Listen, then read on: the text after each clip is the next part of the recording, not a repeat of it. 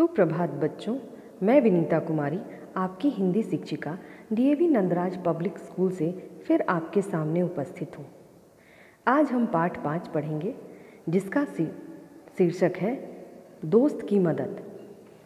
यह कहानी दो दोस्तों की है, कछुआ और लोमड़ी की।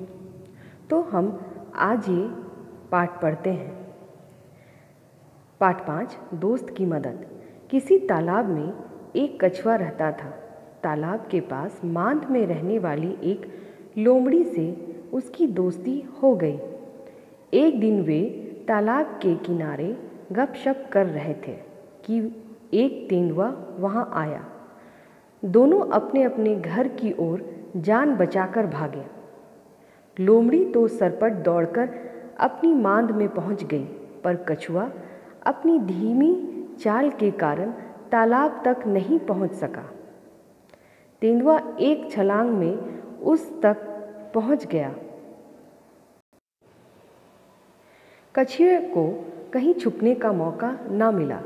तेंदुए ने कछुए को मुंह में पकड़ा और उसे खाने के लिए एक पेड़ के नीचे चला गया, लेकिन दांतों और नाखूनों का पूरा जोर लगाने पर भी कछुए के सख्त खोल पर खरोंच तक नहीं आई।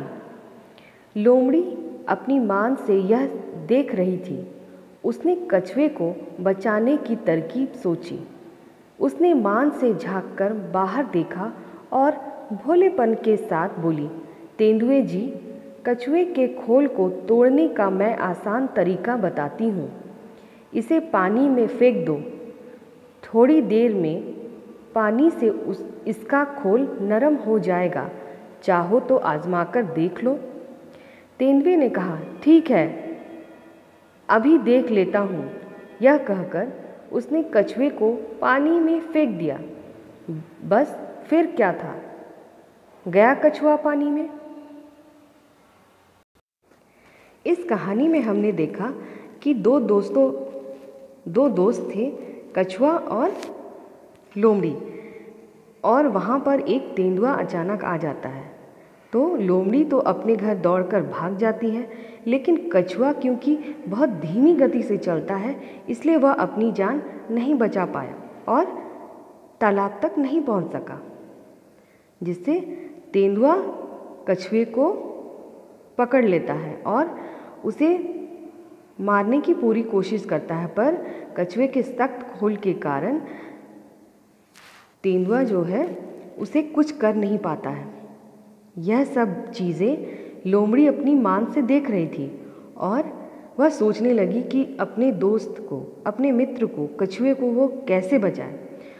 तब उसे एक तरकीब सूझी। उसने तेंदुए से कहा कि कछुए को मारने का या उसके खोल को तोड़ने का सबसे आसान तरीका यही है कि उसे आप पानी में फेंक दीजिए, जिससे उसका खोल नरम हो जाएगा।